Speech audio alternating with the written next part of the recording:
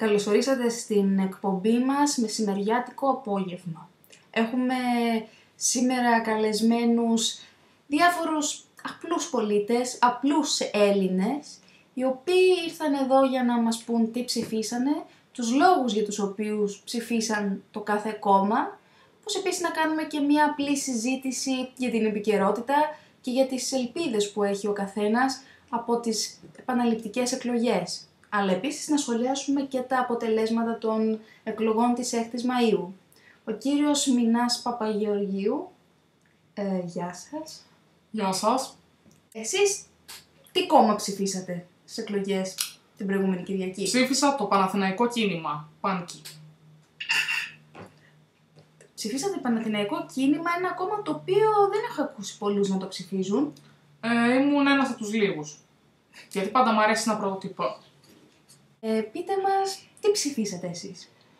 Εγώ ψήφισα το κόμμα των Φιλελευθέρων. Το κόμμα των Φιλελευθέρων, των συνεχιστών του Ελευθερίου Βενιζέλου, ναι. Το κόμμα του Ελευθερίου Βενιζέλου. Ναι. Μάλιστα. Θεωρώ καταρχάς, προτού μιλήσουμε για το οτιδήποτε, ότι ο Ελευθέριος υπάρχει ακόμα στην καρδιά και την ψυχή μας. Άσχετα ότι μπορεί αυτή τη στιγμή να βρίσκεται στον παράδεισο, εμένα βρίσκεται στον παράδεισο της καρδιάς μου. Πείτε μας, τι ψηφίσατε στις εκλογές? Ψήφισα οικολόγους πράσινους, Γιατί? γιατί είμαι οικολόγος πράσινος. Τι κόμμα ψηφίσατε? Κοιτάξτε, εγώ ψήφισα ο ΑΚΕ. Ο ΑΚΕ, μάλιστα. Μπορείτε να μας θυμίσετε τι ακριβώς είναι αυτό το κόμμα? Δεν γνωρίζετε τι κόμμα είναι το ΑΚΕ? Αυτό το κόμμα, το Πάνκι, Παναθηναϊκό Κίνημα, Ναι. γνωρίζετε τις απόψεις του? Όχι.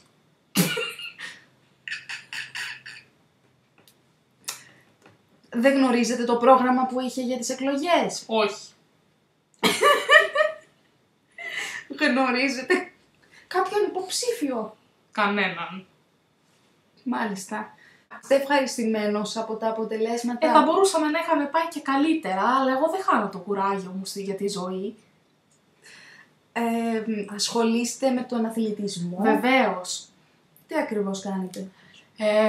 Τρέχω στο στάδιο κάθε μέρα, Μάλιστα. περπατώ. Κοιτάξτε, έχουν τελειώσει οι εκλογές, προοριζόμαστε για επαναληπτικές εκλογές και με μα, ρωτάτε ναι. ποιος είναι ο πρόεδρος του κόμματος. Αυτά τα πράγματα είναι ανεπίτρεπτα. Κοιτάξτε, εγώ δεν σας ρωτάω, εγώ γνωρίζω τον πρόεδρο του κόμματος. Απλώς μπορεί κάποιοι άνθρωποι, επειδή αυτό το κόμμα δεν είναι και τόσο γνωστό, δυστυχώς. Ευτυχώς δεν είναι και τόσο γνωστό αφού δεν το προβάλατε.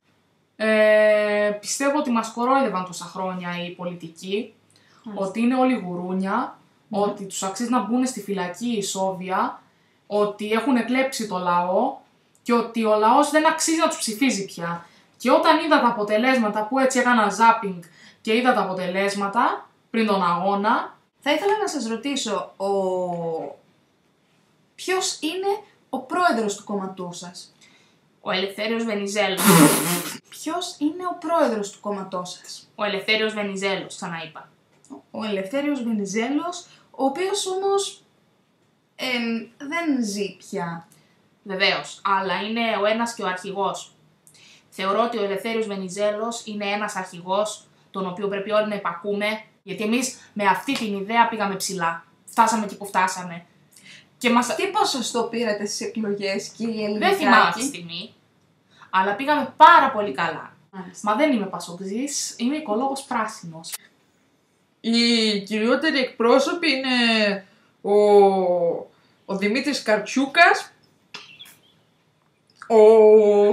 ο Αλέξης Γιαπωνάκης,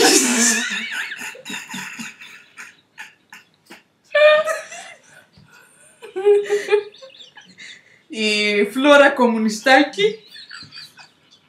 Εκεί πέρα δεν μας μαθαίνουν πολιτικά, μας μαθαίνουν πώς να κάνουμε τη ζωή μας καλύτερη. Για τη γυμναστική, τη μουσική, το χορό, το θέατρο και το χορό, τη γυμναστική, τα αθλήματα, τη Μάλιστα. διατροφή και Μάλιστα, τέτοια. μάλιστα. Δηλαδή πράγματα, να σας πω, που χρησιμεύουν καλύτερα από τα πολιτικά. και η Μαρία Μενούνος. Μάλιστα. Η Μαρία Μενούνος η γνωστή. Συγγνώμη, ξέχασα τον Αλέξανδρο Παπαρηγόπουλο.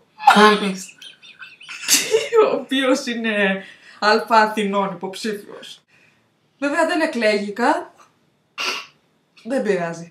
Παίζω βόλεϊ, παίζω ποδόσφαιρο, κάνω και κάποια διατροφή βέβαια, όσο μπορώ.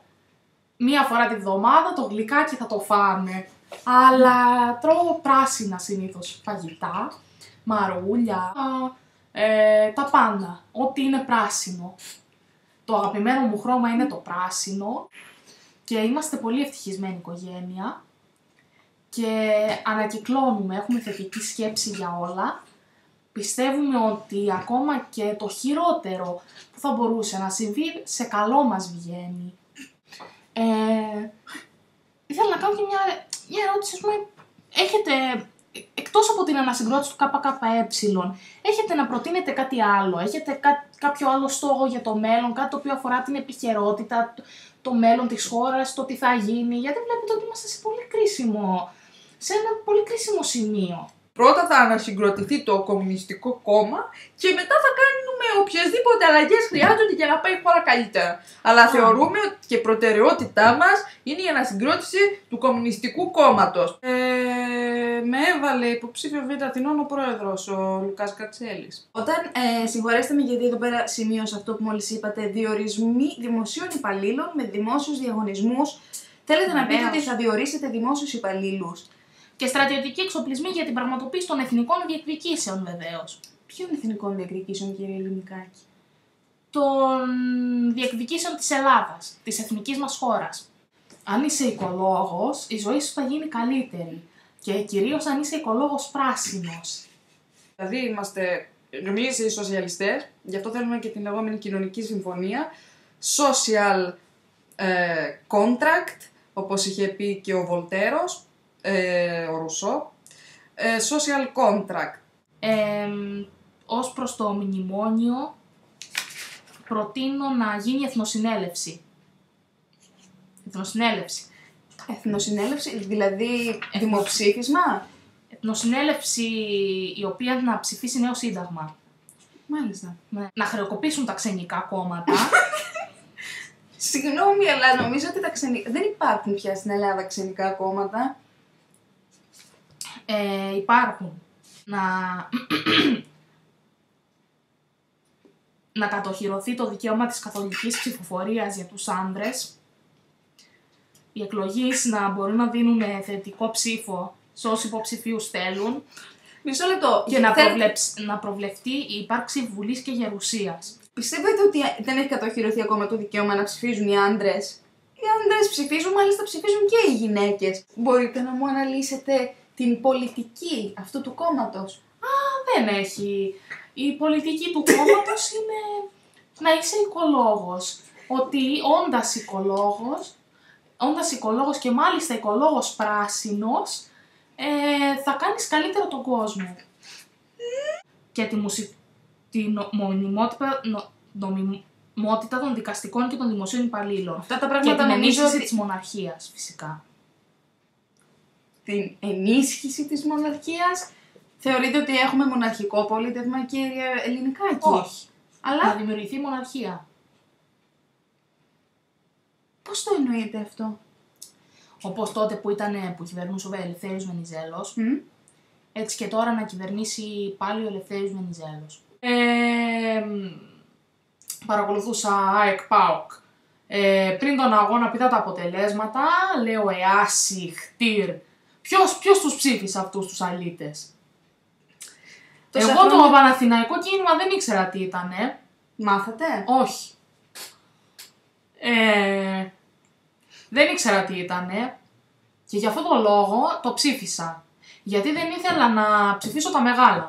Και για ποιο λόγο δεν ψηφίσατε λοιπόν ένα άλλο κόμμα από τα μικρότερα? Ήταν τυχαία δηλαδή? Ναι, ήταν τυχαία. Απλώς μου άρεσε γιατί είμαι Παναθηναϊκός.